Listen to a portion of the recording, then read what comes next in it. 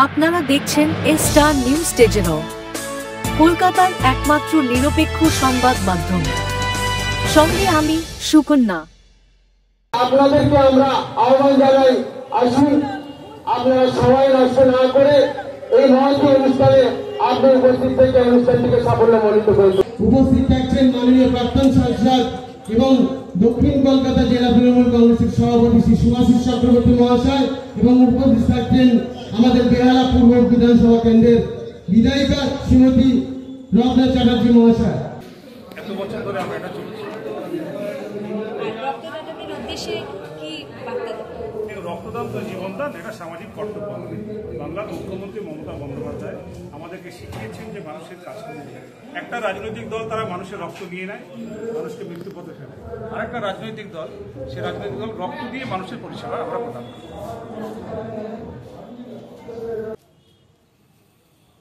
পুষ্পস্তবক দিয়ে বরণ করছেন 142 নম্বর ওয়ার্ড তৃণমূল কংগ্রেসের সভাপতি শ্রী সর্বেশ্বর মণ্ডল মহাশয়।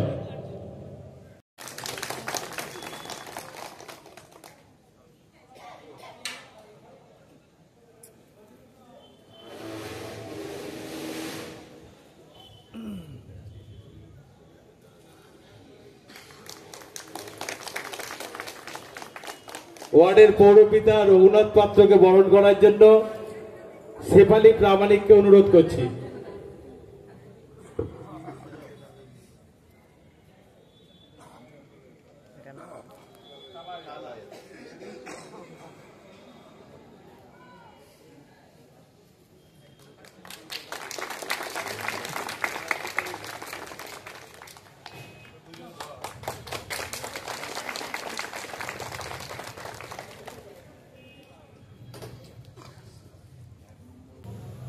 আছেন 144 শেফালি প্রামাণিক আছেন, আমাদের সভাপতি সর্বেশ্বর মণ্ডল আছেন, এবং আমার অত্যন্ত প্রিয় আপনাদের কাউন্সিলর।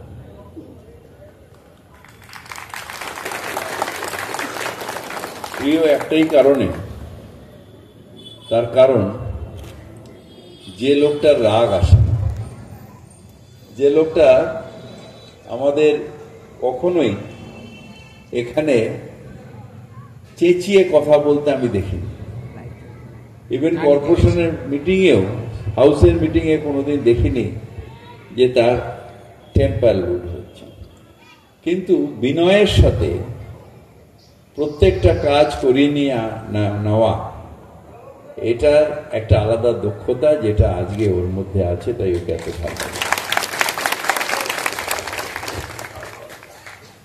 ঠিক পিছিয়ে পড়া এলাকা, এখানে একটা সময় আমি আস্তে আস্তে আমাদের ননীকে বলছিলাম, আস্তে আস্তে আমি বলছিলাম যে এই জায়গাটা আসলেই আমার সেই দিনটা মনে পড়ে যখন 2008-এর ইলেকশন দেখেছি যে আমাদের বুথ অফিসের চেয়ারগুলো কিরকম ভেঙে রাস্তায় পড়েছিল ইন্দিরা উদ্যানে। আর আমার সাথে তখন কাউন্সিলর ছিলেন ওই মঞ্জু কর, সে ওখানে দাঁড়িয়ে রয়েছে ওই অবস্থায়। তাকে বললাম, কিরে মঞ্জু, এগুলো কি হচ্ছে? তুমি এখানে এসছো কেন? আর আমি এসছি বলতে ভেঙে দিবি এলাকা? বলে আমরা ভাঙিনি, তোমাদেরই গুন্ডারা ভেঙে। অথচ আমাদের সব মিটিং আর প্রত্যেকটা বুথ রিগ হয়ে যায়।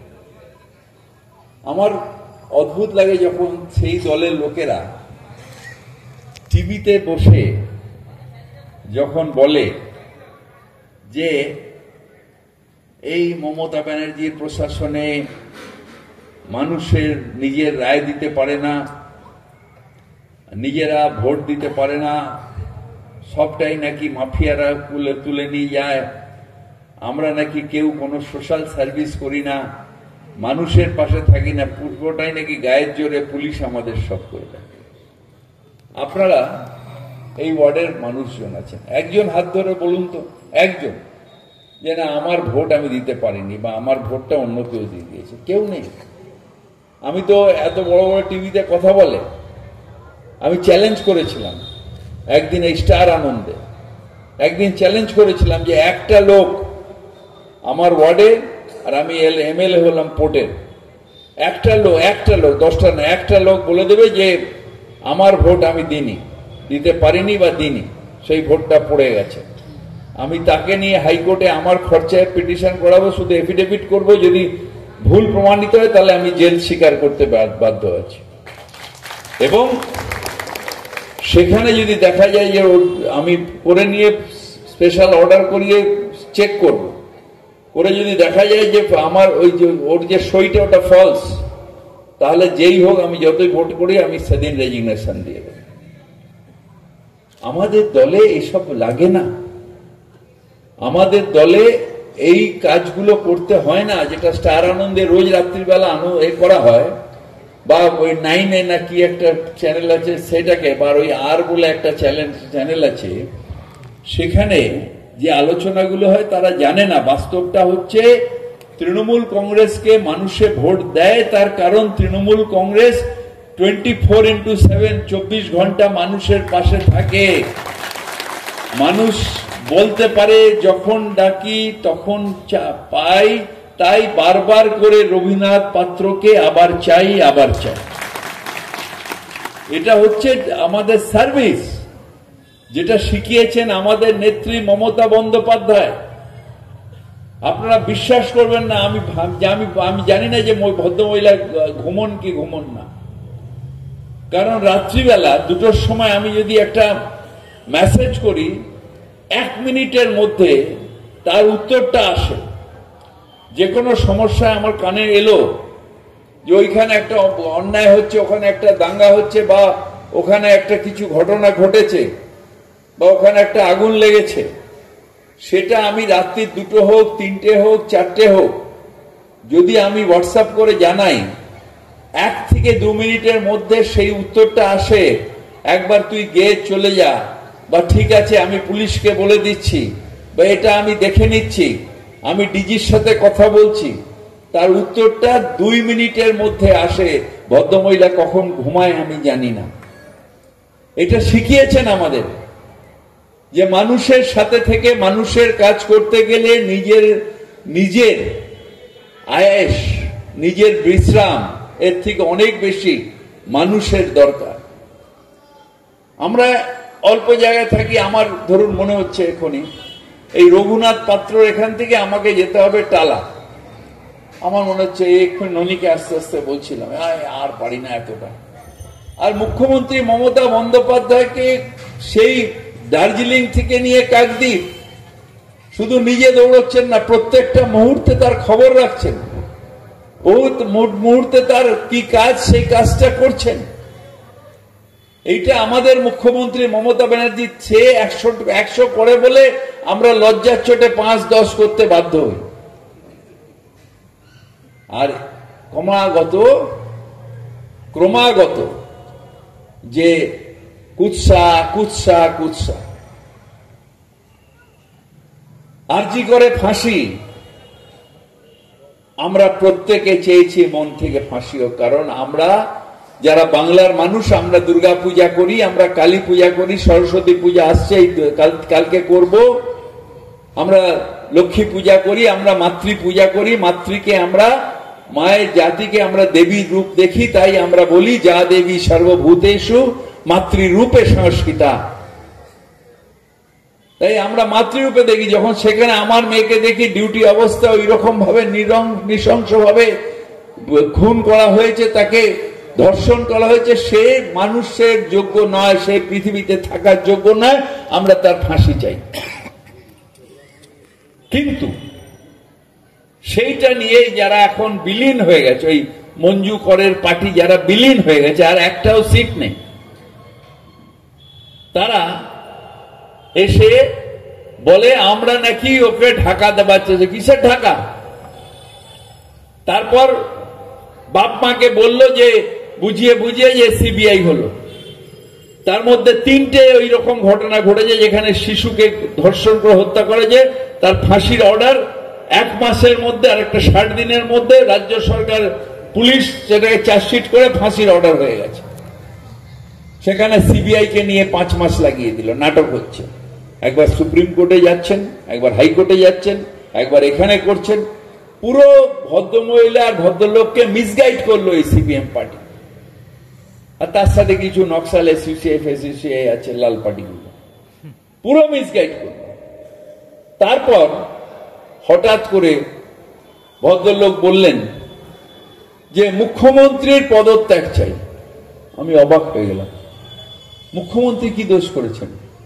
মুখ্যমন্ত্রী তো প্রথম দিন থেকে বলছেন আমাদের হাতে দিন, আমরা ফাঁসির অর্ডার করাতে হবে, এটা জঘন্য অপরাধ, অর্থাৎ তার পদত্যাগ কেন? তখন আমি বললাম যে এখতিয়ারের বাইরে কথা বলা উচিত নয়, এখতিয়ারের বাইরে কথা বলা উচিত না। আনন্দ লেগে গেল, এখতিয়ার নিয়ে কথা, কি বেসিসে এখতিয়ার? তিনি পদত্যাগ চেয়েছিলেন বলে এখতিয়ার, তিনি তার মেয়ের ফাঁসির সাজা তিনিও চান, আমিও চাই। আবার তার সিপিএম এর লয়ার গুলো গিয়ে এখন বলছে না ফাঁসি লাগবে না, বাবার জমিদারি এতদিন ধরে বলছে ফাঁসি, এখন বলে ফাঁসি লাগবে না। হঠাৎ করে এইটা নিয়ে শুরু হয়ে গেল যুগ কি কি যেন বলে ওগুলোকে, সন্ধ্যাবেলা বসে যুক্তি তর্ক নাটকের ওই সব সব বড় বড় ঘন্টা খানেক না কি বলে, তো এখানে নিয়ে হুড়ুম দুড়ুম দুড়ুম দুড়ুম দুড়ুম। আরে তোদের কি আছে? টিভি কি কোর্ট? টিভি আলার কোনো ক্ষমতা আছে? আলোচনা করে কি হবে? মূল নেট ফল 0। ইনভেস্টিগেশনে বেরিয়েছে লোকটা খুনি, লোকটা ধর্ষক, লোকটাকে করতে হবে ঠিক মতন, আর একটু জোর দিয়ে করলে ফাঁসি হতো। আমাদের দুর্ভাগ্য যেটা সেটা হয়নি, হাইকোর্টে আমরা অ্যাপিল। অপমান তৃণমূল কংগ্রেস করতে পারে না, আমরা পারি না। তার কারণ আমরা মাতৃশক্তির আরাধনা করি। আমরা, আমার নেত্রীর নাম মমতা বন্দ্যোপাধ্যায়, আমরা মাতৃ যে নারী তার শক্তি নিয়েই আমরা এগিয়ে যাই। আর একটা মেয়ের ওপরে এরকম অত্যাচার হয়েছে, আমরা সবাই মিলে আতঙ্কিত। তার কারণ আমারও 3টে মেয়ে। এখন ওই সিপিএম পার্টি যেটা ছিল আর কি, গায়ে মানে না আপনি মোড়ো, লাপালাপি হই হই হই হই হই। তাই আপনাদের একটা কথাই শুধু বলি যে আমরা মানুষের সাথে আছি, মানুষের পাশে আছি, মানুষের সঙ্গে থাকব। যেদিন মানুষ আমাদের সরিয়ে দেবে, ওই মঞ্জু করের পার্টি বলে দিল, ভদ্রলোককে মাথা খারাপ করে দিল, আর উনি বলে দিলেন, তাতে নয়। যেদিন মানুষ বলবেন যে আমাদের দরকার নেই, সেদিন আমরা আর থাকবো না। কিন্তু যতদিন মানুষ আমাদের, ওই দেখেন মালা রায় এসে গেছে, হ্যাঁ,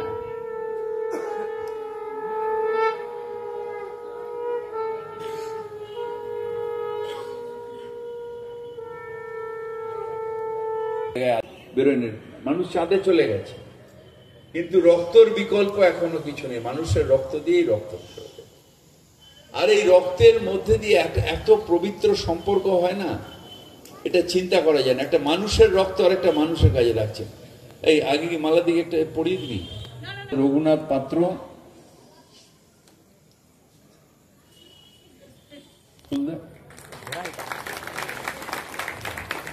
ফুল দিচ্ছেন।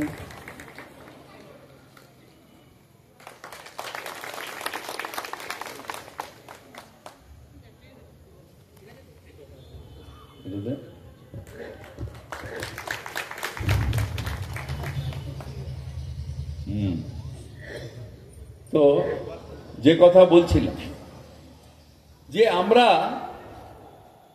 এই যে রক্ত, এই তো একটা পুণ্যের কাজ। তার কারণ একটা মানুষের রক্ত আর একটা মানুষের গায়ে যাচ্ছে।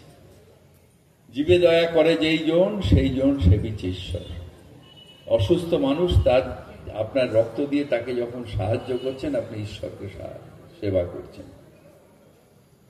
আরেকটা জিনিস যেটা আজকের দিনে অত্যন্ত তাৎপর্য, রক্ত যখন দিয়ে দিলেন, সেই রক্ত পরিচয় ফিরহাদ হাকিমের না রঘুনাথ পাত্র, এটা যখন প্যাক হয়ে গেল তখন ওটা হয়ে যাবে গ্রুপ, এ পজিটিভ, বি পজিটিভ, ও নেগেটিভ গ্রুপ হয়ে যাবে।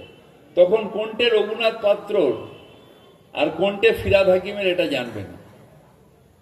সেই গব্বর সিং এর সেই রিভলভারের মতন, কিস খান মে গোলি হয় কিন খান মে জিন্দেগি, কই নেই জানতো, এরকম কেউ জানবে না। সেইখানে এরকম হতে পারে যে মসজিদের ইমাম সাহেবের শরীর খারাপ হলো আর রঘুনাথ পাত্র রক্ত ব্লাড ব্যাংক করে তার দেহে চলে গেল।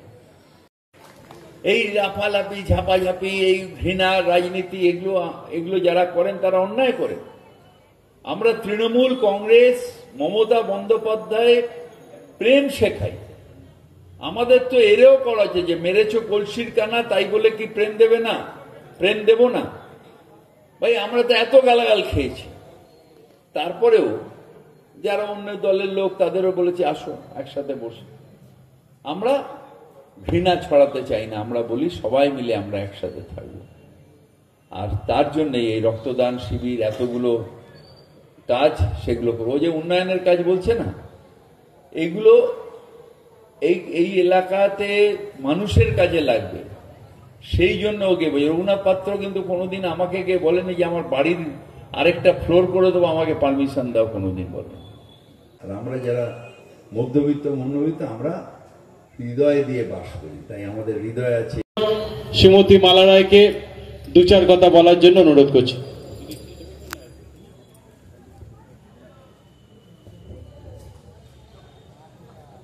নমস্কার।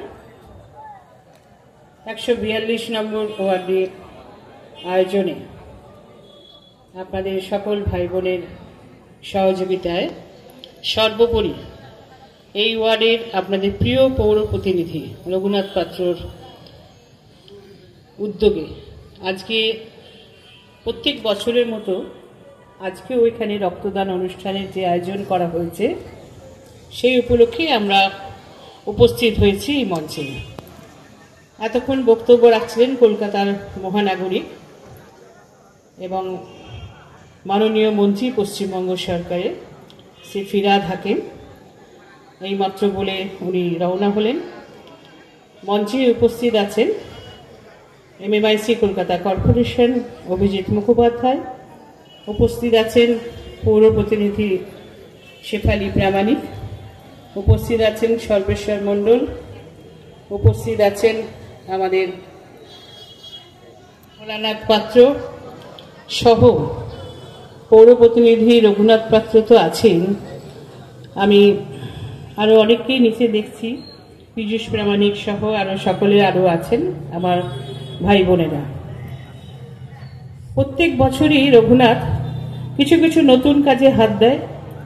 উন্নয়ন বলতে যেটা বোঝায়, 144টা ওয়ার্ডের মধ্যে একদম নজর কাড়া যেটা ওয়ার্ড বলা যায়, এক এক করে উন্নয়নের মাধ্যমে আপনাদের পরিষেবা এনে দিয়েছেন, তার নাম রঘুনাথ পাত্র। অধিকার প্রয়োগ করতে দিত না, মানুষ ভয়ে থাকতো এবং জবরদখল করে ভোট নেওয়ার চেষ্টা হতো। সেটাকে, সেই থিমটাকে ভেঙে দিয়েছেন, সেই প্রচলনটাকে নষ্ট করে দিয়ে সংগঠন করে দিয়েছেন রঘুনাথ সহ, ভোলানাথ সহ, সর্বেশ্বর মণ্ডল সহ, সর্বোপরি আপনারা সকলেই মিলে প্রত্যেক ঘরে ঘরে একটা করে আমাদের সমর্থক জোগাড় করে দিয়েছেন। এটা কম পাওনা নয় কিন্তু দলের। আমরা দল করি সারা বছর, উন্নয়ন পৌর প্রতিনিধি হিসেবে সে তো নিশ্চয়ই সবাই করছেন। তার সঙ্গে সঙ্গে আপনাদের এই সহযোগিতা না থাকলে এই কাজ কিন্তু অল্প সময়ের মধ্যে রঘুনাথ এই ওয়ার্ডে করতে পারত না, সেটা করেছেন। সর্বোপরি উন্নয়নের সঙ্গে সঙ্গে আমরা রাজনীতি করি, মিছিল করি, মিটিং করি, সব করি, তার সঙ্গে সঙ্গে সমাজসেবামূলক কাজও আমরা করে থাকি। মাননীয় মুখ্যমন্ত্রী মমতা বন্দ্যোপাধ্যায় আমাদের যিনি অভিভাবক, তিনি শিখিয়েছেন কাজ করে যাও সারা বছর, সারা জীবন, কাজ ফেলে রাখা যাবে না। তার সঙ্গে সঙ্গে মানুষের পরিষেবা থাকতে হবে, মানুষের উন্নয়নে থাকতে হবে, মানুষের সমস্যার সমাধানের পাশে থাকতে হবে। তিনিই শিখিয়েছেন সমাজসেবার মধ্য দিয়ে মানুষের আরও কাছাকাছি থাকতে হবে। রক্তদান অনুষ্ঠান সকলের করা উচিত। রঘুনাথ খুব সুন্দর করে এটা প্রত্যেক বছরই করে। আর মানুষ ভালো থাকলে সবাই আমরা ভালো থাকি, সেটাই রঘু উদ্যোগ নিয়েছে। ভালো থাকবেন। 142তম ওয়ার্ড তৃণমূল কংগ্রেসের উদ্যোগে এখানে রক্তদান শিবির হচ্ছে। সঞ্চালক আমার ভাতৃপ্রতিম ভোলা আছে। এখানে 142তম ওয়ার্ডের তৃণমূল কংগ্রেসের সভাপতি সর্বেশ্বর মণ্ডল আছেন। এখানে আপনাদের উন্নতির কাণ্ডারি জোকা সেই অঞ্চল নেই।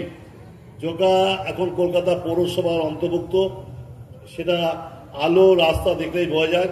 তার কারিগর হচ্ছে রঘুনাথ পাত্র। এখানে আছেন আমার দীর্ঘদিনের সতীর্থ সহযোদ্ধা কলকাতা পৌরসভার অন্যতম মেয়র পরিষদ অভিজিৎ মুখার্জি।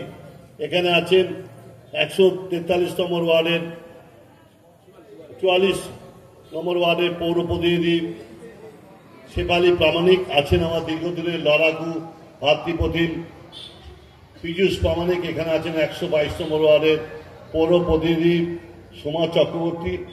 এখানে আছেন